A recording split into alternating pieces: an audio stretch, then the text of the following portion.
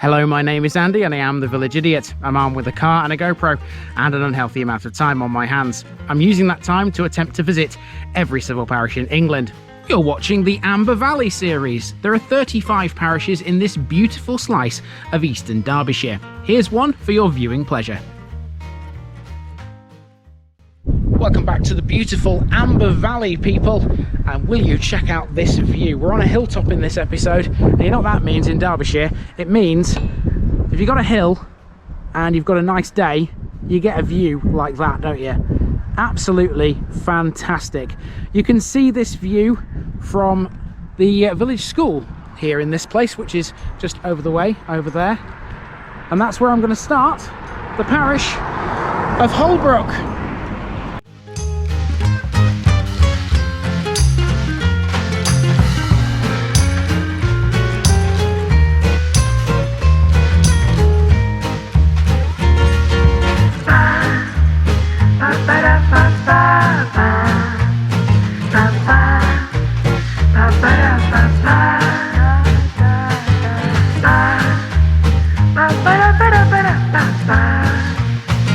Here's my disclaimer for people who may be watching me for the first time. I say things as I would in my native accent and dialect. As a result, I may not pronounce things in the same way as the locals do. Remember, I'm a visitor. It's impossible to know everything.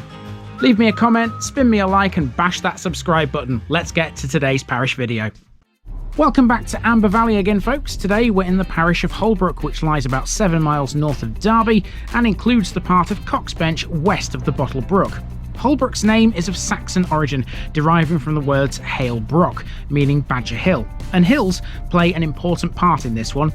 You have to climb a pretty steep one to get into the village from the south, but when you reach the top, the views are pretty amazing stuff. Holbrook has some Roman connections. Portway, the road which connects it to Coxbench, was a Roman road, and in 1962, evidence of a Roman settlement was discovered here, along with 2 kilns, the second of which proved to be the largest ever discovered in the British Isles. It was once a part of neighbouring Duffield, an area known as Duffield Frith. In 1863, Holbrook was created a separate parish. Around that time, it was industrially an important place. Nearly a third of its 1,000 population worked as framework knitters. Elsewhere, work was available in local mines and quarries, as well as on the land. Today, the population, which has almost doubled since those days, is mainly made up of commuters, although there are a significant number of thriving small businesses. Whereas in the past life would have been noisy and dirty, today it's a relatively peaceful place with a wonderful selection of local walks and scenic views. Let's go and see them then, shall we?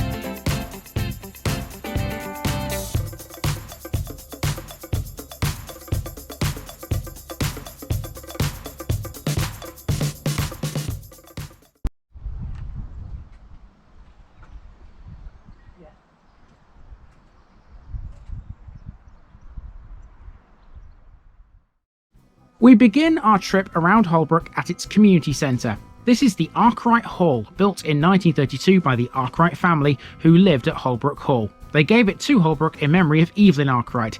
There's some more on that family in a bit. It's right next to Holbrook Primary School, and I know at least 3 of the pupils here will definitely be watching this video. Next we go up the Nook, which is one of Holbrook's tight, twisty little streets, which adds to the village's uniqueness. It's not long before we're finding some information about some local village events. Every year, Holbrook holds a village fete. Here's the advert for the 2023 vintage. All money raised at the fete is given back to the village community groups. This pub, named the Dead Poets Inn, also hosts an annual game pie eating competition which raises money for charity. Dating back to the 1800s, this was until 2007 named the Cross Keys Inn. According to the locals, back then it was an uninspiring place with grotty carpets and a tasteless fireplace. It's now winning awards. Well, so far so good. The weather's holding out as well. It's meant to be raining here in Holbrook later, so I'll get this out of the way before I get drenched. Behind me here you can see two very important buildings. You've got one that's quite historic, that's that one there. One that's not quite as historic, but also just as important, that's this shop right here. Let's check these both out.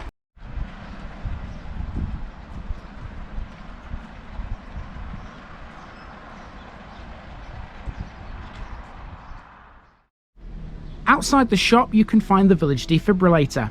This small plaque next to it remembers local hero Philip Alcock, who died in 2019. He helped raise the funds for this machine. Directly opposite the shop is Holbrook Moor Methodist Church. Originally a United Free Methodist chapel, this first appeared on OS maps in 1880 and was considerably enlarged in 1883. Outside the chapel is a parish notice board, and that, folks, is Holbrook off the Amber Valley list. 31 to go. Next, we turn around and go back up Chapel Street towards Belper Road.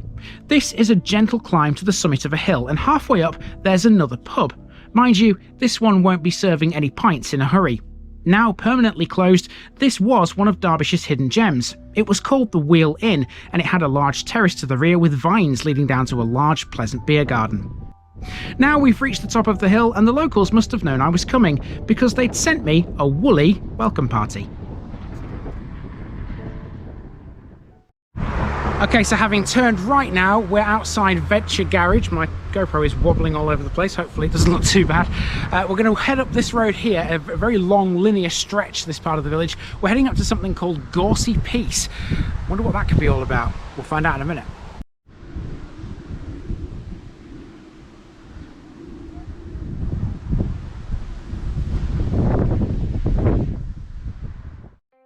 Gorsey Peace is a nature reserve. Once part of the Strutt estate, this small plot of land was marked on an 1880 map as both a gravel pit and a quarry.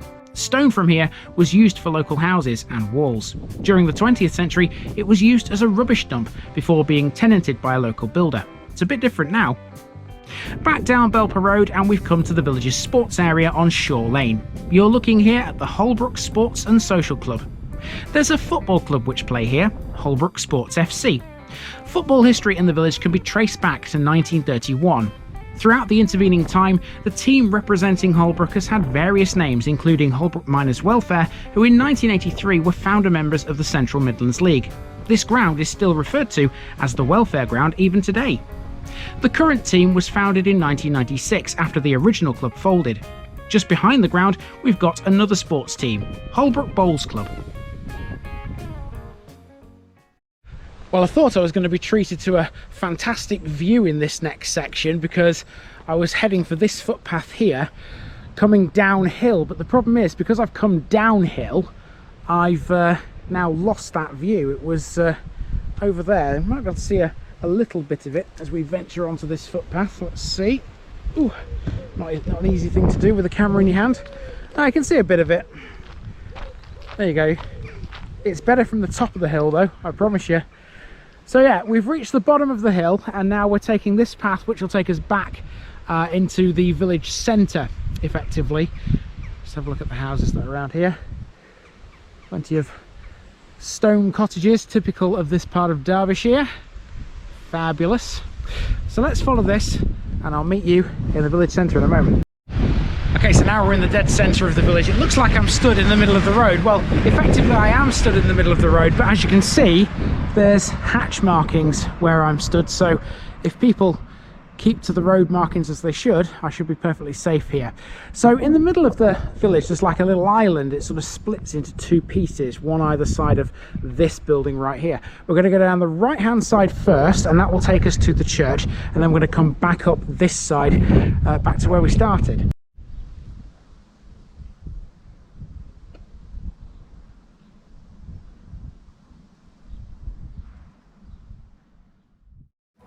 The centre of Holbrook is quite a peaceful place these days. Centuries ago, this area would have been thriving. We're on Church Street, which is part of a one-way system. Here, traffic can only come uphill, whilst on the adjacent town street, the opposite applies. As you walk down here, it's not long before you encounter the War Memorial. This one is a decorative Celtic cross on the edge of the churchyard. It displays 21 names, 15 from World War I and 6 from World War II. Its slate tablet was restored in 2003.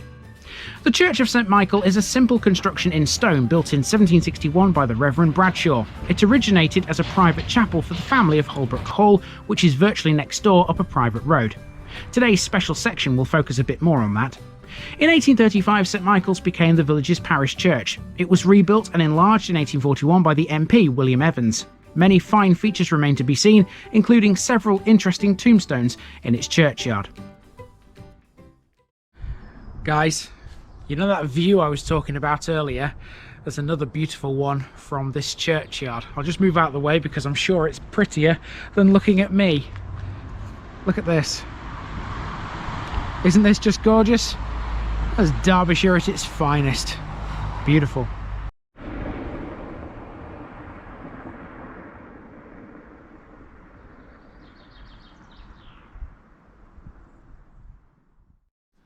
Town Street will take us back to the start. We're in the oldest part of the village now.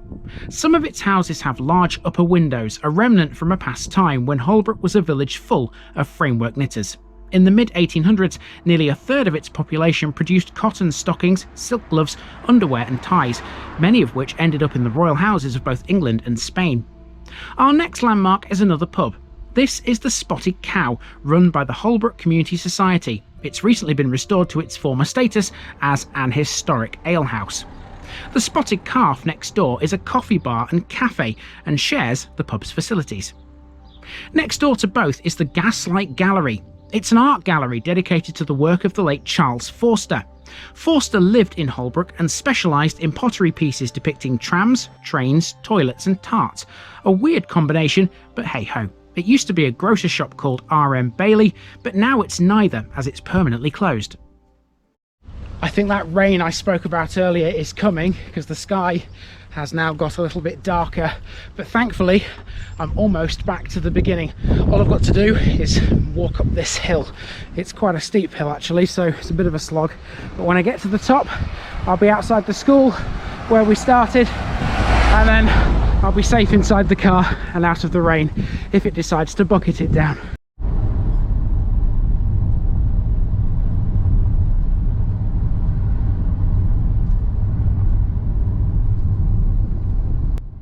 We're heading now down to Coxbench via an old Roman road known as the Portway, whose modern name still refers to it. On the way, we pass another school. This is the Holbrook School for Autism, which provides specialist education for children and young people with autism and learning disabilities. The school is split over 2 sites. As well as this, which caters for those aged 4 to 13, there's a second site in Belper for students aged 14 to 19. As a Derbyshire school, most of its pupils live within the county, but small numbers from Nottinghamshire, Leicestershire and Staffordshire also attend. The building it occupies was formerly called Southwood House and was built by the Bourne family, who owned Denby Pottery in the 1880s.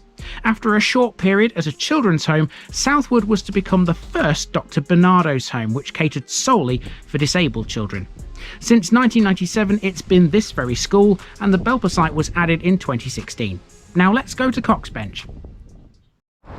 So to be quite honest, Coxbench could be an episode all by itself, but because it's split between Horsley and Holbrook, it's in 2 pieces, which is why it's in 2 separate episodes. There's a few things on the Holbrook side here in Coxbench that I need to talk about.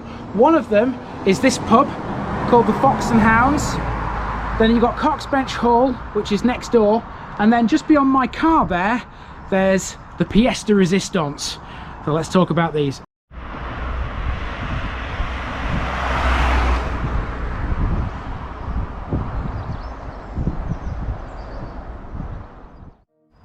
Before we get to those things, I also happened to spot an old chapel here next to the Fox and Hounds as well. It's now a private house.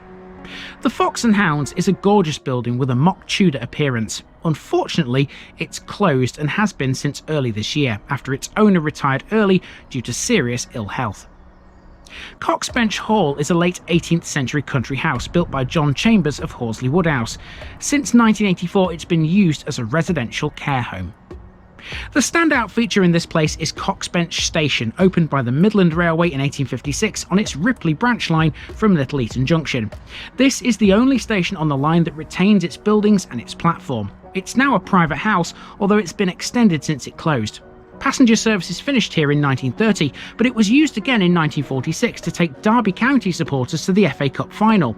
Derby would beat Charlton Athletic 4-1 after extra time, and to date, it's the only FA Cup they've ever won. Holbrook Hall can be found up that private road to the side of the church. It's a gracious 17th century country house set in 4 acres of gardens and woodlands.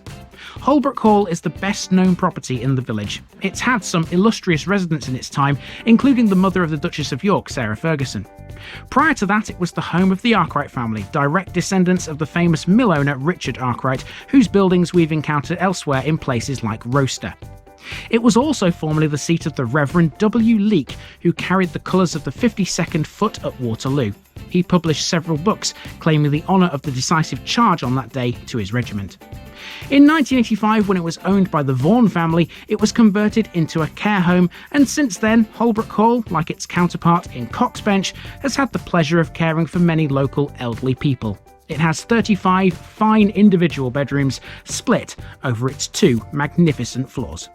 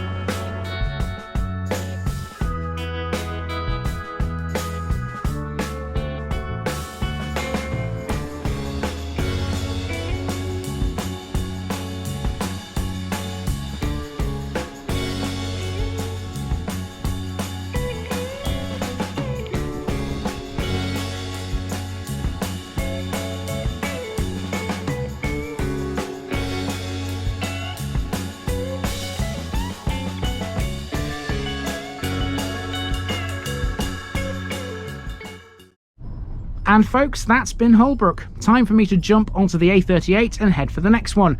I've loved this village all ends up. Even climbing the hills had its advantages. Now I hope you like railways, because next week we'll be seeing a place that's rather famous for them, although it does have a lot more besides. Bye for now.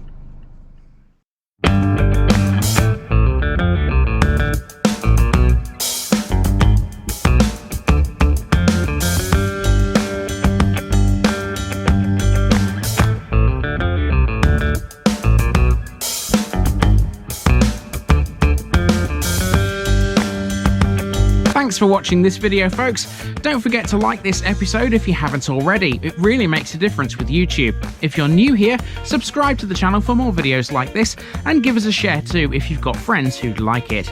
You can find all the links to my social media accounts below, as well as my Buy Me a Coffee page where you can donate to the channel. Also, if you've enjoyed this episode, have a look at some more videos in this series. Until next time, I've been Andy, also known as the Village Idiot, and I'm out.